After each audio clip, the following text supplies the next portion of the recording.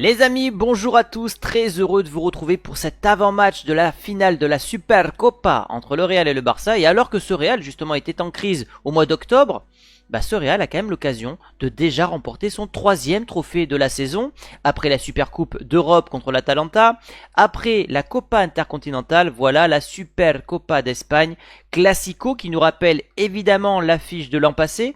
Le Real s'était imposé plutôt facilement 4-1 avec ce triplé de Vinicius, son premier triplé contre le club catalan. Et aujourd'hui au programme, nous allons voir la revue de presse en Espagne, l'actualité Real, mais ça sera surtout la conférence de presse de Carlo Ancelotti qui s'est déroulée il y a maintenant 2 heures, avec pas mal d'informations sur le 11, etc. On verra ce que vaut le Barça en 2025, ma composition en direct et bien sûr mes pronostics en fin de vidéo. Mais juste avant les amis, la petite astuce du jour. Voici l'astuce du jour les amis, NordVPN, le nouveau partenaire de la chaîne pour le prochain trimestre. Alors j'utilise NordVPN depuis des années, ne serait-ce que pour la fonction déjà de me protéger au quotidien sur internet, c'est important, mais aussi lorsque je me déplace à l'étranger. La semaine prochaine par exemple, je m'en vais voir mon petit frère du côté de Saint-Barth et j'ai besoin d'avoir accès à tout le contenu que je consomme quotidiennement, donc par exemple le football espagnol.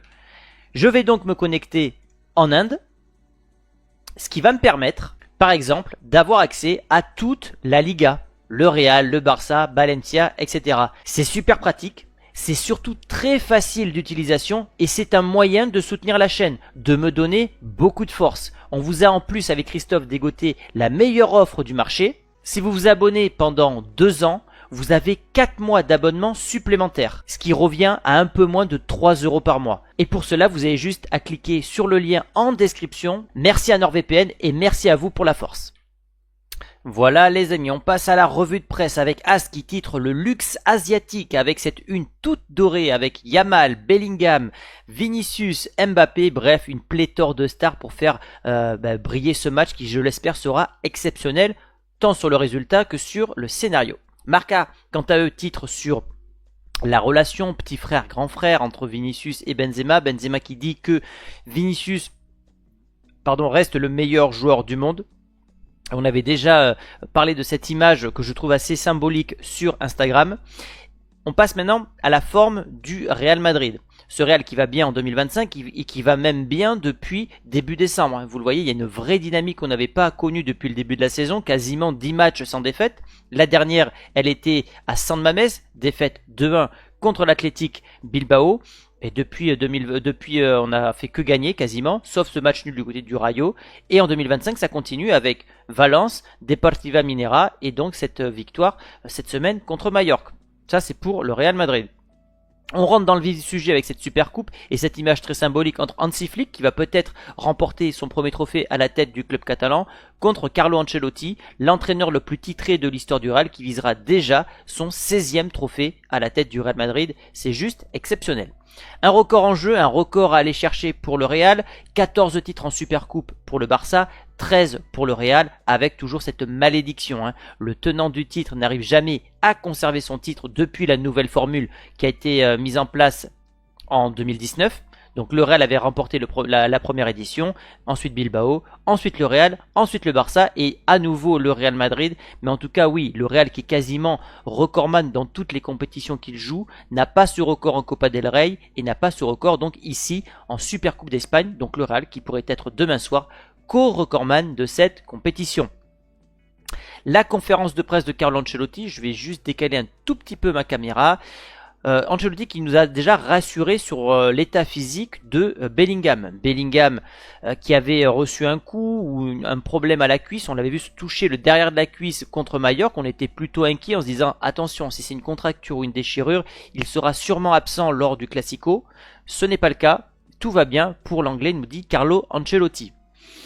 Alors il a dit ensuite une phrase qui m'a marqué en disant que voilà le Barça est prêt, c'est une équipe qui est toujours forte à jouer, ils sont compétitifs, ça sera très difficile pour nous, mais il a terminé cette phrase en disant mais ça sera également très difficile pour eux.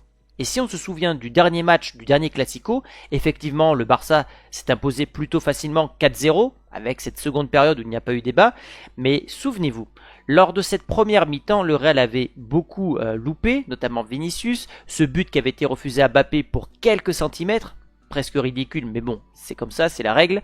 Mais bref, ce Real avait quand même mis en difficulté ce Barça, et ça, ce n'est pas à oublier, et je me dis qu'avec un peu de travail, toujours de puissance offensive, cette capacité à prendre la profondeur et à jouer très rapidement par Vinicius, par Mbappé, par Rodrigo, je suis certain que ce Real va mettre à mal ce Barça, mais je vous donnerai mon pronostic tout à l'heure. Carlo qui a également évoqué la bonne ambiance qui régnait dans le vestiaire. Il a dit que l'ambiance était très bonne, le vestiaire vivait bien. Il a dit je peux pas vous raconter tout ce qui se passe dans le vestiaire, mais en gros voilà, ça vit bien. Et c'est vrai que ça se traduit du moins sur le terrain. Quand un joueur est blessé, on sent qu'il y a vraiment du soutien autour de lui. Quand un joueur marque, il y a toute l'équipe qui vient fêter le but. On voit que cette équipe va mieux depuis le mois de décembre.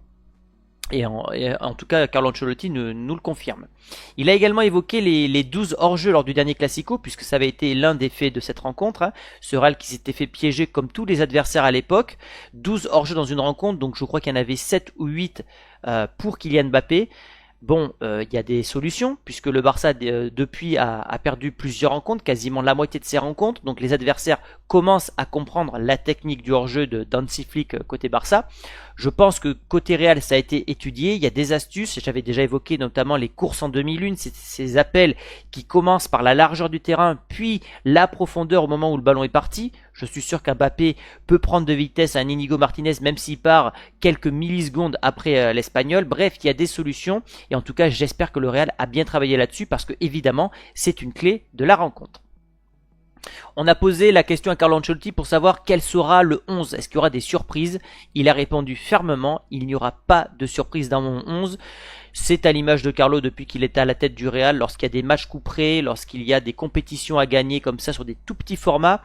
Généralement, il ne fait pas confiance aux jeunes, il ne fait pas confiance aux remplaçants et il fait confiance à ses cadres. Donc il n'y aura pas de surprise. Sûrement que Tchouaméni et Bellingham seront titulaires. Moi, je vous partagerai ma compo que je veux pour la finale. On passe au Barça. Le Barça qui avait un tirage difficile, mine de rien, parce que Bilbao en face, c'est une équipe piège, une équipe qui a souvent l'habitude de remporter ce genre de compétition, que ce soit la Copa del Rey ou encore la Supercoupe d'Espagne. Victoire 2-0, but de Gavi, but de Lamine Yamal, un Barça qui n'encaisse pas de but en 2025 pour l'instant. Voilà, c'est pas un grand Barça je trouve depuis novembre. On voit il y a que 4 victoires sur les 8 dernières rencontres. Il y a une victoire contre Mallorca, c'était le 3 décembre, donc ça remonte. Une victoire contre Dortmund en Ligue des Champions. Et puis 2 victoires en 2025 contre Barbastro et Bilbao. Et puis depuis, il y a quand même eu 2 défaites, même 3 défaites à domicile contre Atlético Madrid, Leganés et Las Palmas. Et ce match nul concédé au Betis Séville. Donc un Barça qui n'a pas cette régularité qu'il avait en début de saison. Un Barça qui vit son moment difficile de la saison, ce qu'avait déjà vécu auparavant le Real Madrid. Donc au Real d'en profiter, d'enfoncer les clous. Une victoire contre le Barça déjà te donnerait un 3e titre, mais les priverait d'un potentiel premier titre eux aussi, sachant qu'ils sont déjà à la traîne en Liga et qu'ils ne sont pas sûrs de remporter la Ligue des Champions. Donc si tu bats ce Barça, tu peux indirectement créer une saison blanche pour les Catalans. Donc c'est très important. 3 joueurs dont il faudra se méfier, donc il n'y aura pas de surprise. Lamine Yamal parce que c'est la star du Barça. Rafinha parce que c'est à mes yeux le meilleur joueur du Barça depuis le début de la saison, ou du moins celui qui est le plus régulier. Et puis Baldé. Baldé pourquoi? Parce que Carvajal est absent. On sait que côté Real Madrid, cette défense est mise à mal très régulièrement, et notamment ce côté droit qui est géré par Lucas Vázquez. Sachant que tu as déjà Rafinha, si en plus de ça tu as un latéral ultra offensif, ultra physique comme Baldé, je me dis que là c'est une clé de la rencontre et que le Real devra très très bien gérer ses transitions défensives, et je pense que Rodrigo va passer beaucoup de temps à défendre lors de ce Classico parce que Lucas Vázquez, déjà qu'il est en difficulté, ne pourra pas évidemment gérer les 2 stars du Barça. On passe à la compo du Barça. C'est un 4-2-3-1, un 4-3-3, vous pouvez l'analyser comme vous voulez, mais en tout cas il y a une équipe qui se dessine. Alors Chesney est titulaire pour cette Supercoupe d'Espagne à la place d'Iñaki Peña. Baldé, Martinez, Cubarsí, Koundé, cette défense ne changera pas. Idem pour le milieu de terrain, on a l'impression que ça y est, Hansi Flick a vraiment son 11 titulaire avec Casado, Gavi, Pedri, González, que des petits formats, hein, un petit peu comme Xavi, Iniesta à l'époque, juste pour comparer le physique. Et puis cette attaque qui sera composée de Rafinha, Lewandowski et Lamine Yamal. Côté Real Madrid maintenant, on va faire ma compo. On aurait eu un Lunin dans les cas, j'aurais pas été choqué, mais bon, voilà, je préfère quand même Courtois, et Courtois de toute façon a été titulaire en demi-finale, donc il n'y a pas débat. Côté gauche, on va retrouver, je pense, Mendy, parce que dans les grands rendez-vous, Carlo Ancelotti fait toujours confiance aux Français par rapport à Fran Garcia. À côté de lui, Rudiger. À droite du Rudiger, on aura Tchouaméni, même si moi, vous le savez, j'en ai fait une vidéo hier, je préférerais voir Raúl Asensio. Et puis latéral droit, Lucas Vazquez, sauf si Carlo Ancelotti nous met Valverde. Alors je ne crois pas que Valverde jouera à ce moment-là de la saison arrière droit. Je pense qu'il fera confiance à Lucas Vazquez parce que c'est un vétéran, parce que c'est un joueur qu'il aime bien, Carlo Ancelotti. Donc voilà pour la défense. Milieu à 3 avec Camavinga qui a été très bon en demi-finale. Je pense qu'il sera à nouveau convoqué. Même si on peut avoir la surprise Ceballos, problème de riche. Bellingham sera titulaire, Carlo Ancelotti l'a confirmé en conférence de presse. Et puis de l'autre côté, donc Valverde. Si Lucas Vazquez est titulaire en tant que défenseur droit, je ne trouve pas l'Uruguayen, ça y est. Et au niveau de l'attaque, sans surprise, Vinicius à gauche. Mbappé en pointe, Rodrigo à droite avec évidemment beaucoup de mouvements, je l'espère, entre les trois joueurs du Real Madrid. Est-ce que ça y est? Voilà. On passe aux confrontations directes. Donc on voit que sur les 44 dernières confrontations directes, il y a un avantage.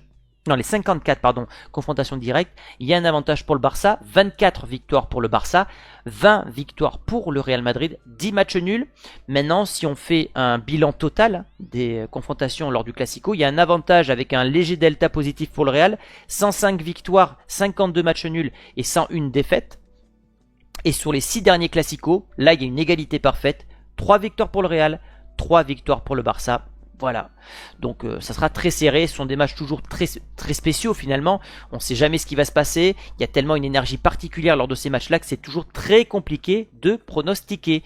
D'ailleurs, on passe à la partie pronostic avec mon partenaire Unibet qui vous offre 10 € à l'inscription, vous téléchargez l'application, vous rentrez le code chronique10 et vous avez 10 € offerts en plus des 100 € de free bet qui vous sont offerts également. Bien sûr, vous devez parier avec responsabilité, les jeux d'argent sont strictement réservés aux personnes majeures et si vous pariez avec responsabilité donc, pour que ça reste du divertissement, des petites sommes, que ça rajoute un petit suspense à votre rencontre sans pour autant que ça vous mette en difficulté financière.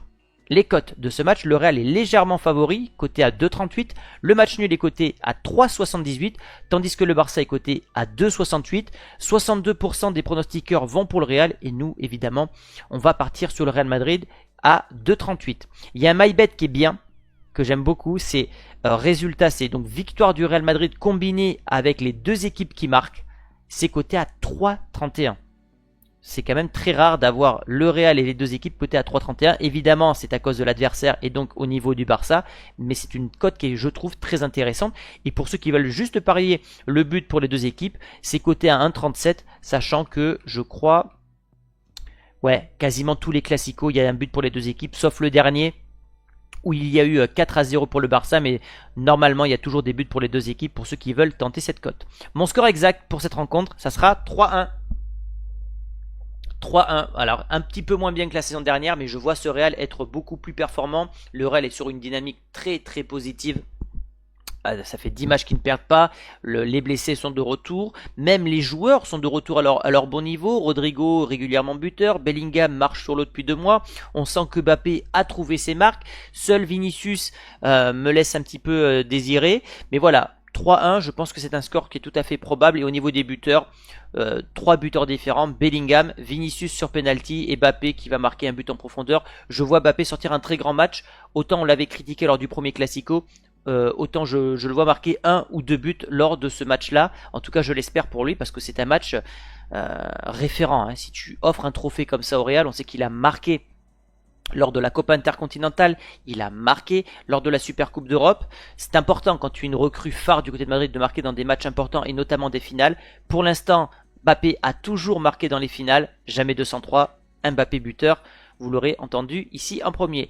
Et comme je vous le disais depuis maintenant quelques temps, je suis disponible sur toutes les plateformes de podcast, Apple Podcast, Spotify, Deezer. Donc rejoignez-moi, les liens sont en description. Et quand vous n'avez pas l'opportunité de regarder YouTube, ben vous pouvez m'écouter comme ça dans la voiture, dans le bus, en vous promenant. Ça me fera plaisir les amis. Voilà pour cet avant-match. Donnez-moi les amis votre pronostic et votre composition pour ce match-là. Et nous on se retrouve demain à l'issue de la rencontre sur Chronique Foot évidemment, mais également juste après sur le vestiaire, je serai en live avec Christophe pour débattre de ce potentiel 3e trophée de la saison pour le Real Madrid. Ciao les amis!